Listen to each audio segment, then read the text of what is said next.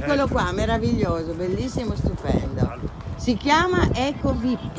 Eco VIP CV600. Oggi è arrivato il camper dei sogni che Laika mi ha prestato per fare un giro di prova. Per fortuna questi signori mi spiegheranno come è fatto e come si usa.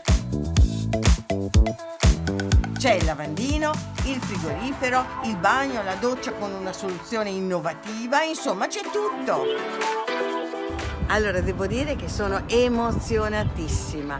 Racconteremo un percorso che partirà da Pistoia, passerà per la Toscana del nord, diciamo, e ritornerà appunto a Pistoia e poi a Bologna di nuovo, da dove parto. Ecco, sono pronta per partire. Ropa, perché io sono qui da Ropa, che è un grande personaggio, Insomma, cosa dici? È come un... Emilio della macchina, vai tranquilla. Ciao, buon viaggio. Per arrivare a Pistoia prendo la Porrettana, dove mi fermo a vedere la strada romea che si può fare a piedi. E il paesaggio della montagna pistoiese. Ecco qua, sono appunto sulla valle del Reno, ho quasi svalicato verso Pistoia e ho fatto tutta questa strada, questa Porrettana meravigliosa. Ho passato Rocchetta Mattei, ho passato Montovolo, ho passato Pavana, dove sta Guccini, ecco. E sto per svalicare completamente e arrivare di là, nel terrazzo a sud, che appunto dà sulla Toscana.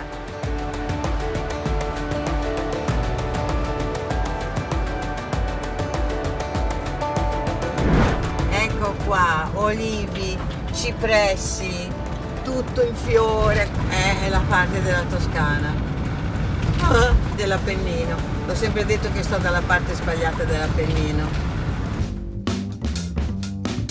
Ecco, e adesso sono a Pistoia. Ma perché sono qua? Beh, perché dopo il mio viaggio in Mongolia mi sono portato una yurta, una casa mongola, in Italia. Gli architetti delle giornate di architettura 3GA mi hanno chiesto di montarla come esempio di ecosostenibilità. Ma un'impresa non facile, perché la yurta è concepita in modo diverso dal nostro. Il problema è, teoricamente, montando questi si dovrebbe raddrizzare anche quello, ma è talmente grosso, talmente pesante che... È un sistema perfetto. Alla fine non c'è un bullone, non c'è nulla, è tutto un incastro. Bellissimo, ha una splendida struttura. È notte fonda quando si finisce di montarla.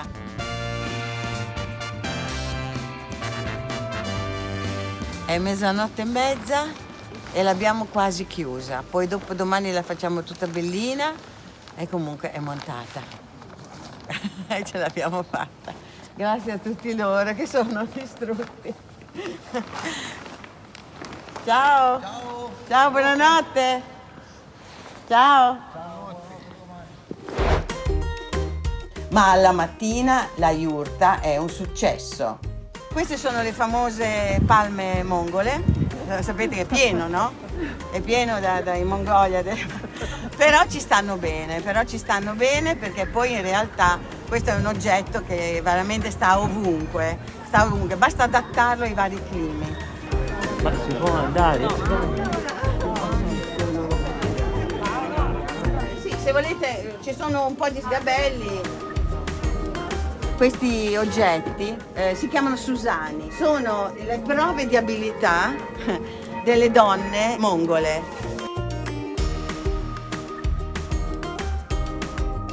Consiglio di entrare dentro e non guardare subito le immagini, ma la luce che c'è dentro, perché è avvolgente, è una sensazione particolare, ci si sente in viaggio. Siamo 6 famiglie, un progetto comunitario e vogliamo ripopolare una piccola borgata. E quindi mentre aspettate di recuperare, di esatto, lavorarci? siamo nella Jurta, quindi vogliamo fare questa esperienza. È veramente confortevole stare in questa casa nomade, che verrà riprogettata in modo ancora più sostenibile. L'Ordine degli Architetti farà un concorso di idee per il progetto della Jurta del terzo millennio. La Jurta è una casa che viaggia, proprio come il mio camper. Ecco, e quindi sono finite queste 3 giornate dell'architettura, appunto dedicate al nomadismo, quindi al movimento, al muoversi. È stato veramente molto interessante e adesso ricomincio il viaggio ripartendo da qua e andando ad Arezzo e poi insomma proseguendo per il mio viaggio sul camper del sogni.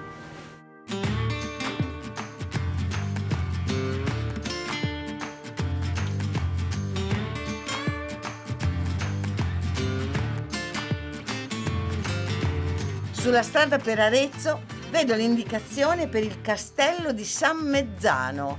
Beh, quasi quasi vado a vederlo.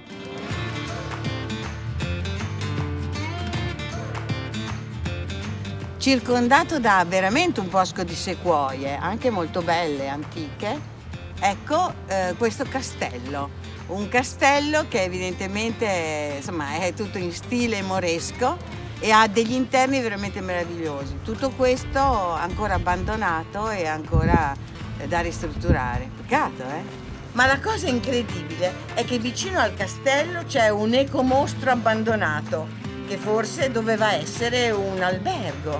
Allora, adesso risolvo io la questione, ma invece di fare questa merda, scusate, perché lo è, no? Chi gli ha dato il permesso di arrivare fino a questo punto, cioè, ma scusa, ristruttura il castello. Cioè io non lo so, non capisco, non so di chi è, non so se ci sono dei limiti, delle difficoltà, ma la cosa fondamentale è ristruttura il castello, con tutte quelle sale fai un albergo lì dentro. Ma ci fai un albergo fuori? Tutto in cemento? Con questi loculi? Ma veramente? D'accordo, dai, su, avanti, impazziamo proprio certe volte.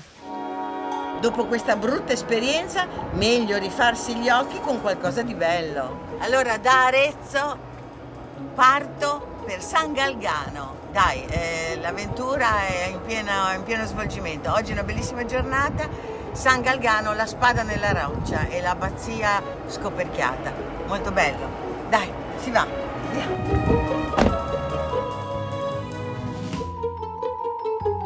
La strada è bellissima, questa strada che va a San Galgano è meravigliosa. Perché? Perché è provinciale, è la strada provinciale.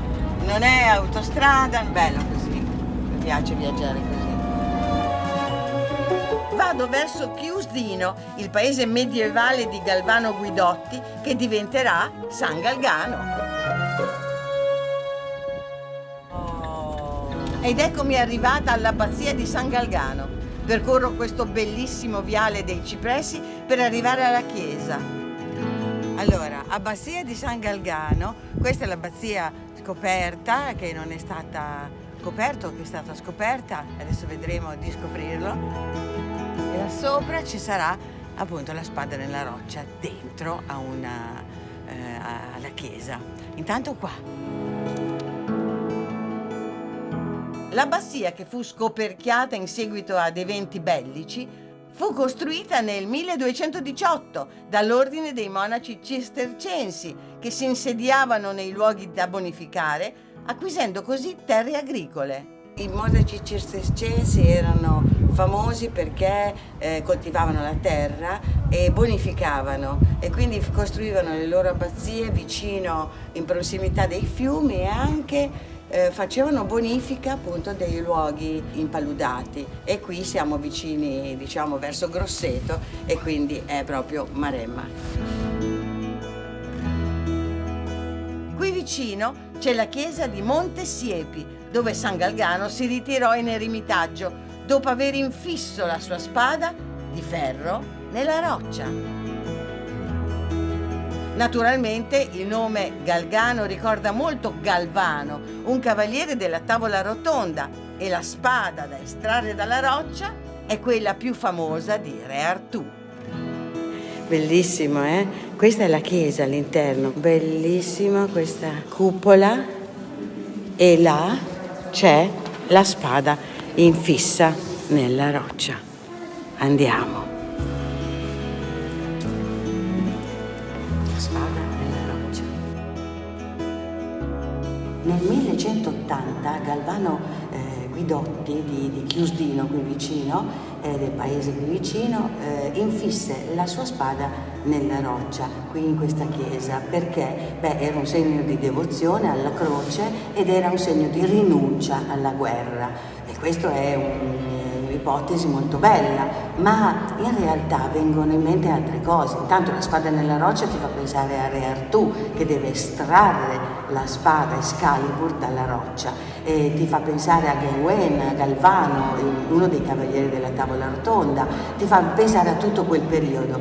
E allora che la spada nella roccia non sia solo un modo di infiggere, di inserire la spada nella roccia, ma sia estrarre la spada nella roccia, estrarre la spada dalla roccia. Quale roccia? Una roccia magari di ferro. E quindi come si fa a fare una spada dalla roccia? E questo è il grande problema. E quindi non è che stiamo parlando dell'estrazione dal ferro della spada, di tutti questi strumenti che servono appunto all'offesa ma anche al lavoro, perché la spada poi diventava anche l'aratro. Ecco, questo è il tema: estrarre il ferro dalla roccia e farne la spada, e farne anche un aratro, e farne qualche cosa.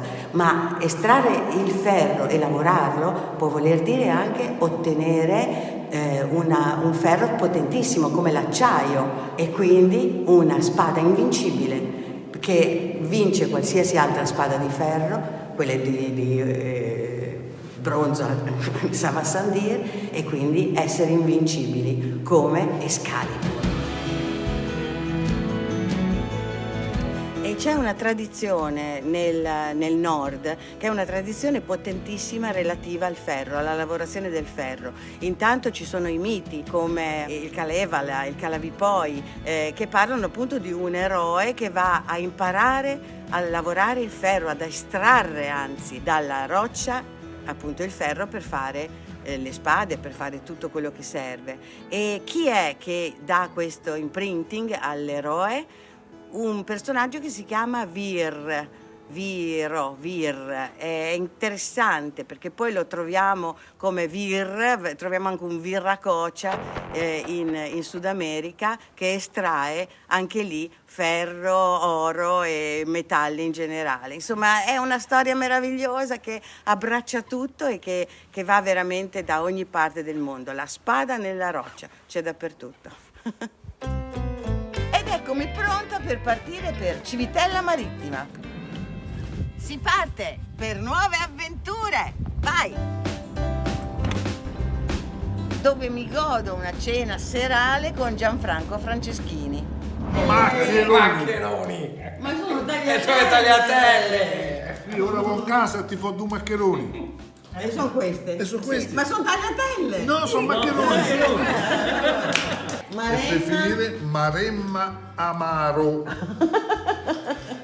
Non è Maremma Amara, ma Maremma Amaro. Con queste? Con i ciambellini con l'unto. Che sarebbe? Che sarebbe? Civitellini. No. Sarebbe un ciambellino fatto praticamente utilizzando lo strutto di maiale. Ecco. Gianfranco domani vi porterà a conoscere i maggiaioli, cioè i cantori del maggio.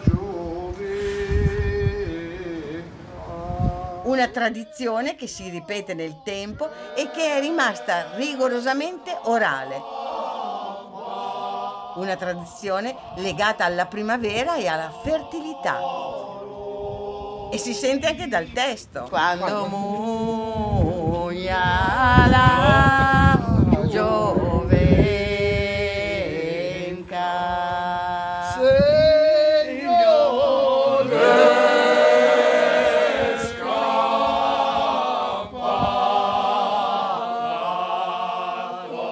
quando muggisce la giovenca, arriva il toro.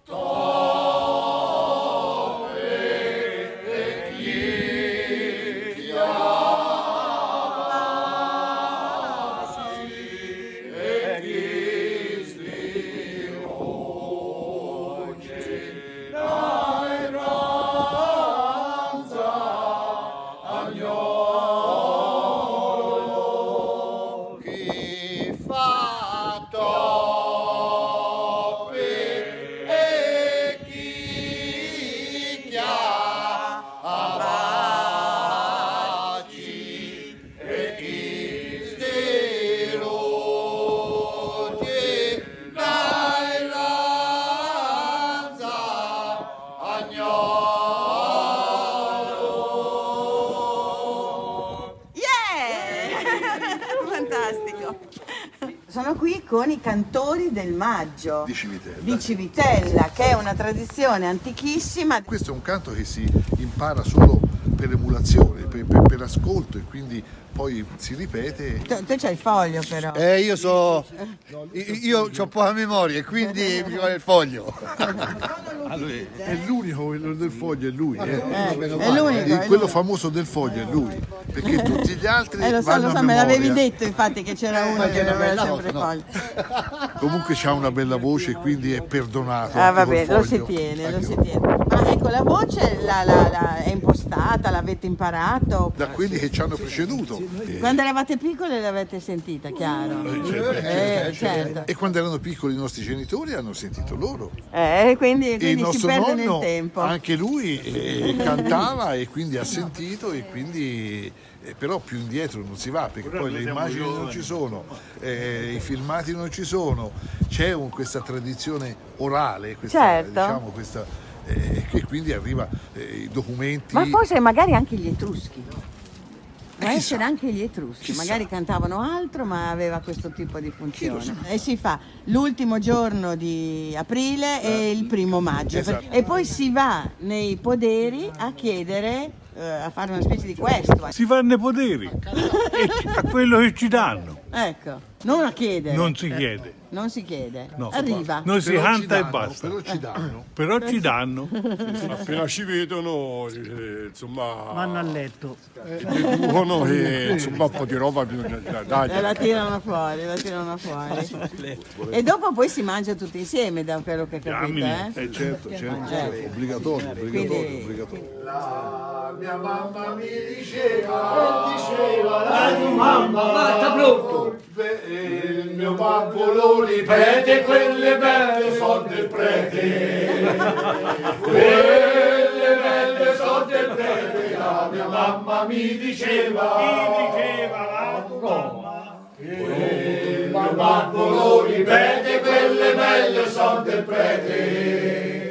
Non mi sposerò mai più, vogliamo le bambole. Si parte per Giuncarico, posto che per me è anche un po' significativo perché ci ho passato anche un po' di estati a casa di una zia che aveva un posticino piccolissimo ma era meraviglioso. Ok. Ecco, la prima uscita, giusto? Prima uscita, Giuncarico!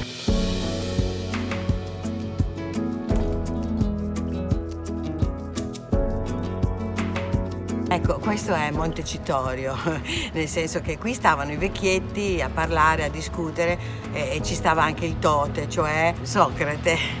Vabbè, è un ricordo, ma la cosa fondamentale è che ho sempre capito è che questa pianura che abbiamo davanti era palude ma era anche lago, cioè nel periodo diciamo delle mura megalitiche di Betulonia e di Roselle, questa zona era un grande lago, tant'è vero che appunto tutta una serie di luoghi, Pescia, che hanno nomi legati al mare, lo erano perché qui c'erano queste acque che non era esattamente mare, ma erano appunto acqua salmastra. Poi dopo l'acqua si è ritirata ma ha lasciato la palude, poi la palude è stata bonificata.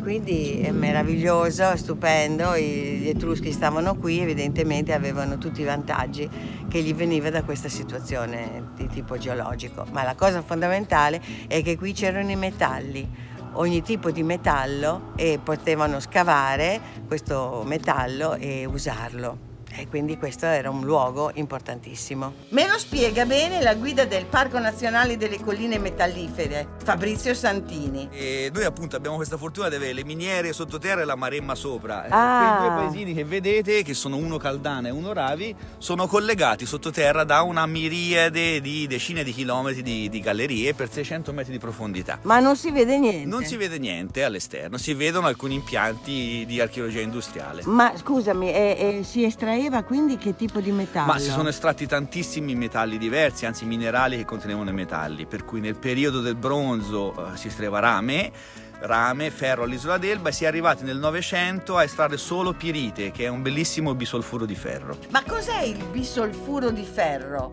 Me lo spiega la direttrice del parco, Alessandra Casini. La pirite è un solfuro di ferro, qui ce n'è tantissima. Questi minerali, ricchi di metalli, ma non solo, sono stati ricercati, estratti dall'uomo fin da epoche antichissime. Quando? Quanto antichissime? Allora, noi abbiamo le prime tracce di estratti proprio fisiche, di tracce proprio di estrazione dell'età del rame del terzo millennio a.C. Noi ci rendiamo conto di quanto l'uomo antico nel Medioevo, nell'età etrusca, fosse così chiaramente esperto, sapesse leggere bene queste tracce. Quindi nel 3000 a.C. c'erano cacciatori di metalli che si spostavano in barca i lunghi fiumi e i mari come i mitici argonauti alla ricerca del vello d'oro. Immagino che navigano guardando le coste e quando vedono magari sulla spiaggia o una foce di un fiume delle rocce rosse o del rosso, qualcosa che denota che c'è un'ossidazione e quindi si risale quel fiume per vedere se ci sono tracce in terra che ci danno dei buoni segnali riguardo al tipo di giacimento. Il filone metallifero è all'interno di alcune faglie, cioè alcune rotture, no? delle fratture, insomma risale il fluido e deposita queste sostanze minerali. Ora, non è che necessariamente queste sostanze sono all'aperto. Quando abbiamo l'ossidazione o comunque la parte superficiale del giacimento che si vede, è facile partire da lì, no? Ma quando non si vede, quando non si sa, magari si è visto, allora devi capire che seguire quella faglia, quella rottura, significa scavare lì e magari sapere che lì in fondo c'è il minerale, ma lo sai perché l'hai già visto da un'altra parte. Quindi riesci a leggere le discontinuità del territorio meglio di un geologo. Magari non hai le competenze, è soltanto l'esperienza. E allora quindi questi erano esperti, cioè erano proprio gente che leggeva il territorio, ma tutte le conosceva e sapeva bene. E noi abbiamo delle tracce di attacco di pozzi dove non si vede in alcun modo che lì ci può essere un giacimento, tant'è che ci siamo detti: ma perché hanno scavato qui? A caso? No, ci siamo accorti che c'era una sottile linea, che la faglia arrivava fin lì e loro l'avevano intuito e avevano attaccato lì a scavare e avevano trovato il giacimento di argento. Alla mattina saluto i proprietari del campeggio dove ho dormito. Allora, grazie. E mi avvio verso Livorno, sulla strada di casa. Questa strada? Che strada è? Dai, qui, ma c'è anche l'acqua. A sinistra in SP31.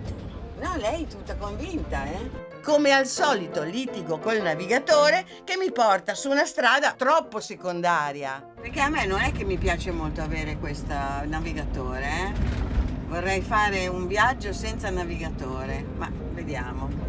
Dove devo andare? A destra? A destra. Perché non risponde il navigatore? Per il problema è che dovevo andare là. Beh, è possibile che sbuchi. Vabbè, comunque ha sempre ragione lui.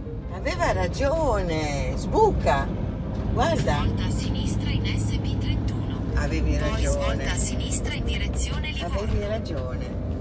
Sulla strada per Livorno ricevo una telefonata. Mi ha telefonato Massimo Storti, che è un monaco buddista che appunto è venuto con me con Battiato a Kathmandu e mi ha detto: ma sei dalle mie parti? Vieni che c'è il Capodanno buddista. E quindi adesso mi metterò d'accordo e ci arriverò. È stupendo, no? È bellissimo. E poi tante persone hanno scritto: ma sei dalle mie parti, vieni, ti offro un caffè. Ma sei dalle mie parti, non puoi non andare a vedere questo e quell'altro. Stupendo.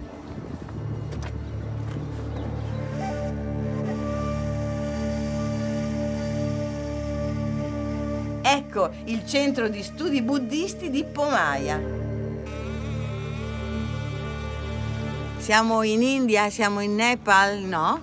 Siamo a Pomaya, qui in Toscana, vicino a Cecina. E adesso incontriamo Massimo, che non so come si chiami con il suo nome da monaco, ma è un monaco buddista. Massimo, nome buddista Thupten Sogye, mi porta subito a vedere la cerimonia del primo dell'anno.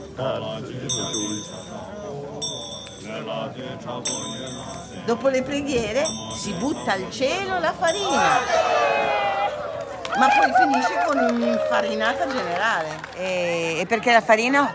Perché è benaugurale.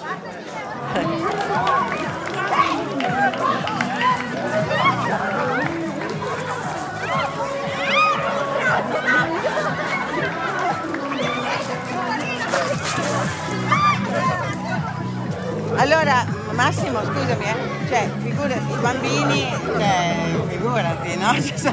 Aspettano tutto l'anno di darsi la farina in faccia. Quindi rischiamo di essere imbiancati. Così Massimo mi porta a vedere il sito dove sarà edificato il monastero di Pomaya. Ecco, questo è il posto dove verrà fatto il monastero.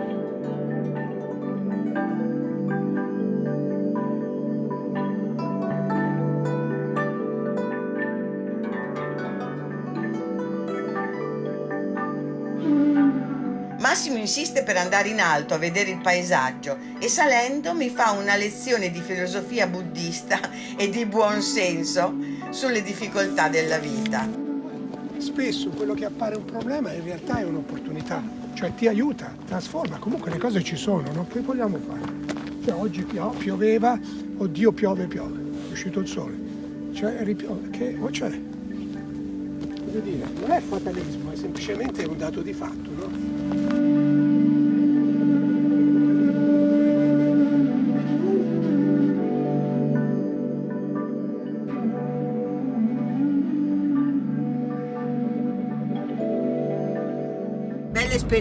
Bella esperienza, il camper ti permette di voltare dove vuoi, di fare le provinciali, e se vedi un posto interessante di fermarti, di andare a trovare gli amici che per strada ti dicono ma vieni da me, visto che sei da quelle parti. Quindi bellissima esperienza. Tutto sommato questo viaggio, che è durato quasi una settimana, alla fine sono 400 chilometri, ma veramente ci sarebbero state anche tantissime altre cose da vedere. Questo naturalmente succede in un posto meraviglioso come l'Italia, che ha tantissime cose interessanti da vedere, no?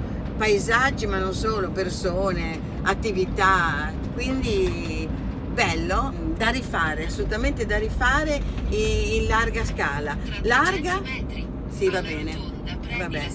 Ecco, una cosa che vorrei fare è di non fare più il viaggio col navigatore, perché il navigatore da una parte ti porta, ma dall'altra ti porta nella direzione, invece il viaggio è durante. Prendi la seconda uscita.